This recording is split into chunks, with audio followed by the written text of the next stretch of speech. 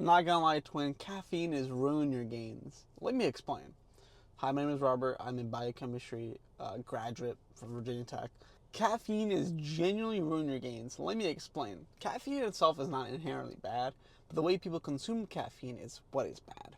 Three mistakes that people do with consuming caffeine: consuming caffeine too close to their bedtime, consuming too much caffeine, and consuming high quantities of caffeine over a long time. First thing, caffeine is ruining your sleep and it's ruining your recovery. Recovery and sleeping is a main point, a main target point for muscle growth and reconstruction of your muscle fibers, if you want to call it that. Caffeine itself, consuming caffeine close to your bedtime is a big mistake. It's a big no-no in my book. Caffeine consumption, or caffeine itself, when consumed by the body and processed, it has a half-life about 8 to 10 hours, meaning that the compound, or meaning the chemical caffeine, takes about 8 to 10 hours to half decompose, and then it takes a longer time even to fully decompose, meaning that caffeine stays in your body for about 8 hours, 8 to 10 hours after consumption. And what happens to caffeine? Caffeine blocks your adenosine receptors, indicating your brain that, hey, yo, we're awake, we're not going to sleep. Adenosine is released in your brain, released in your body, and received by the receptors in your brain, indicating to your body, it's like, yo, time to go to sleep. We're building up the sleep tokens, and now we're about to go to sleep. Caffeine works by blocking the receptors and now allowing the adenosine to bind to the receptors, indicating, yo, no sleep tokens, we're staying up. It's not an actual source of energy as people might think of.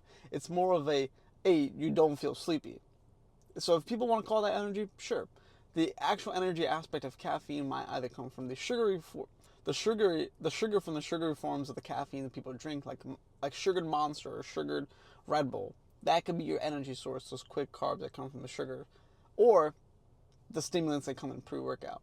So what ends up happening is you consume caffeine within 5 hours of your sleep. Your sleep, you might fall asleep within, let's say you go to sleep at 11 o'clock, you have a ghost at like 6 o'clock, right? So there's a 5 hour time difference. You can probably still fall asleep, but your sleep quality won't be just as good because your brain is not fully in sleep mode. It's kind of like, hey, we're really tired because our body has no energy left. We've gone through all our food sources. We've gone through everything. I think we should go to sleep, but you're telling me that we're awake because our adenosine receptors are blocked, and that's where it happens. You'll still fall asleep, but your quality of sleep won't be quite as good.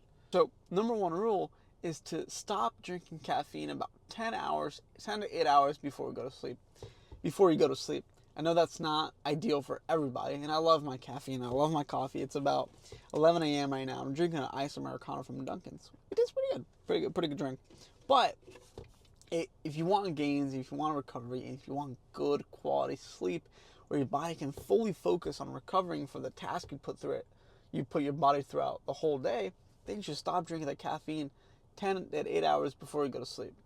Secondly, people drink too much caffeine. I guess second and third can go together. Drinking too much caffeine for an extended period of time, let's call it years.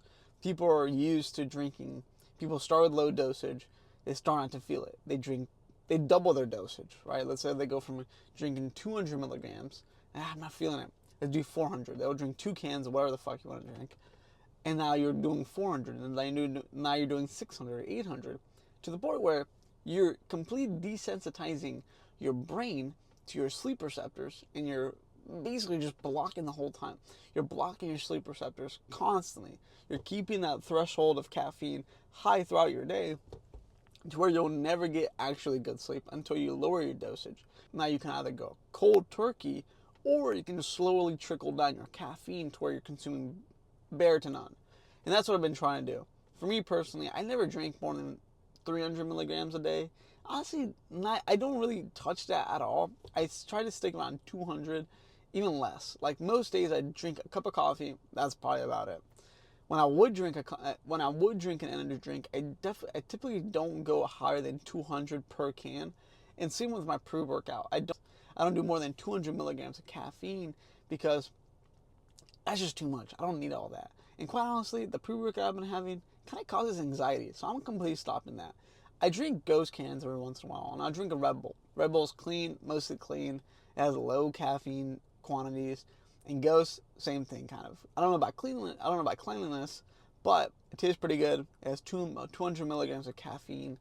Uh, Gives me like a little boost when I want to do schoolwork. Whenever I would have that, but I try not to drink that anymore. Now I'm trying to stick to about a can, maybe 2 a week, but I'm really just trying to stick to natural caffeine sources like coffee. A cup of coffee, maybe 2 cups of coffee a day. That's probably a stretch. I don't do more than 2. And yeah, caffeine is definitely killing your gains. If you're not getting sleep, if you're not recovering, if you're not giving your brain rest, um, it's a no go. You know, you need to get some sleep, chat. You get me, twin? Gotta get that sleep. But yeah. To to to draw it all back in.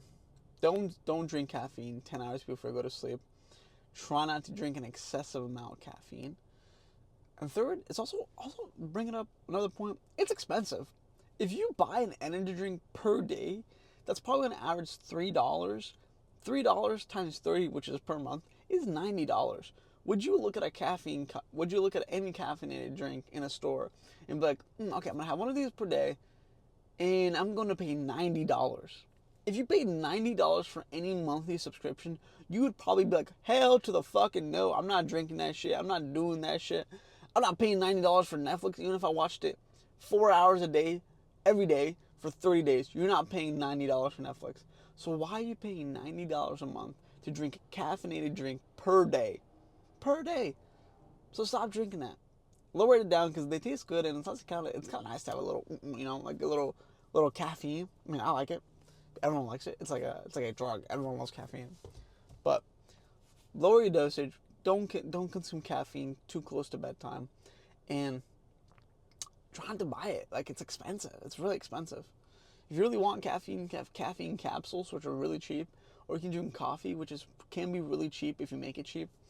But yeah, caffeine is ruining your gains because you ain't sleeping, you ain't recovering, you ain't building muscle, you're fucked. Straight up, twin. Straight up.